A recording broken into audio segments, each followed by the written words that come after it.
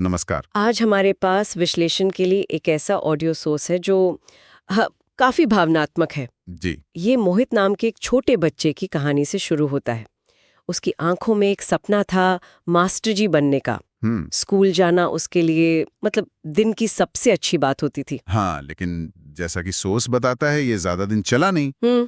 उसका स्कूल पास के किसी दूसरे स्कूल में मर्ज कर दिया गया, मतलब मिला दिया गया। और उसका स्कूल जाना बंद हो गया। बिल्कुल। और यहीं से वो बात शुरू होती है जिसे सोस ने विश्व गुरु चक्र का नाम दिया है।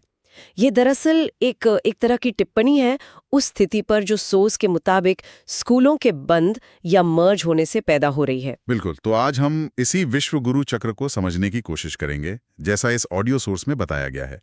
देखते हैं कि सोर्स इसके बारे में क्या कहता है, ये काम कैसे करता है और इसके मायने क्या हैं। ठीक है। सोर्स के मुताबिक ये चक्र कुछ इस तरह से शुरू होता है। पहला कदम जो सोर्स बताता है वो है छात्रों की संख्या का घटना। ऑडियो कहता है कि स्कूल मर्ज होने या शायद दूर हो जाने जैसे कारणों से स्कूलों में बच्चों की जो उपस्थिति है वो कम होने लगती है।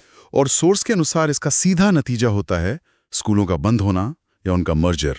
हाँ। कम छात्रों वाले स्कूलों को अक्सर अव्यवहारिक मानकर बंद कर दिया जाता है, जैसे मोहित के केस में हुआ। सही कहा।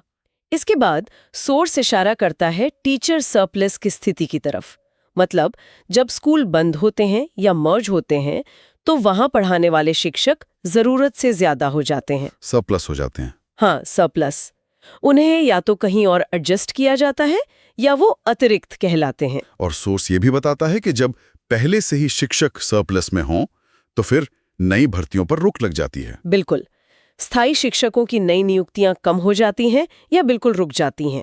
यहीं पर सोर्स एक गंभीर मुद्दे की ओर ध्यान खींचता है, पढ़ाई का ठप होना। हाँ, उसका तर्क है कि स्थायी शिक्षकों की कमी, ये जो बार बार एडजस्टमेंट्स होते हैं और शायद गेस्ट टीचर्स पर बढ़ती निर्भरता, इन सब वजहों से स्कूलों में शिक्षा की गुणवत्ता गिरने लगती है। माहौल थोड़ा अस्थिर हो जाता है। सही है।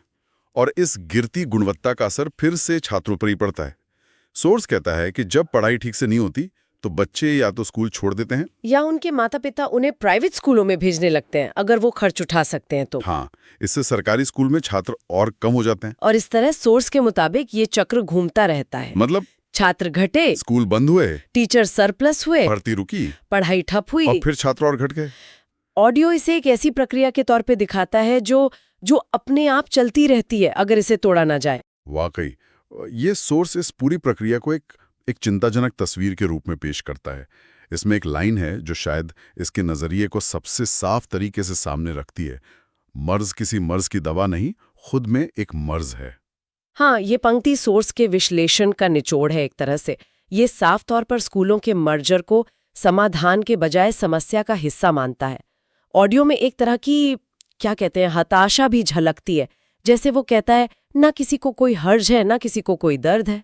मतलब ये इशारा है कि शायद इस समस्या पर उतना ध्यान नहीं दिया जा रहा जितना जरूरी है।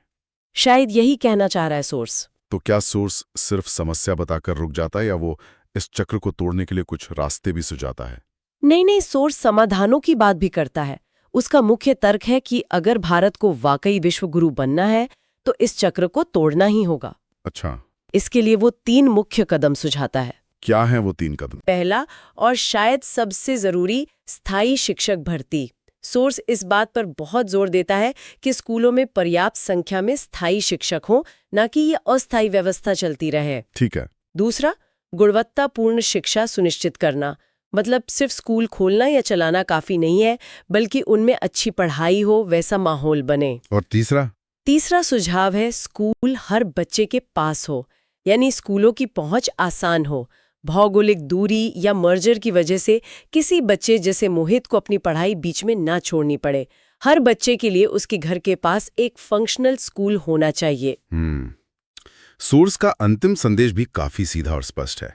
वो शिक्षा को प्राथमिकता देने की बात करता है और उसे सीधे राष्ट्रीय लक्ष्य से जोड़ता है। हाँ, कहता है शिक्षा को प्राथमिकता दो, तभी बनेगा भारत सच्चा विश्वगुरु। बिल्कुल।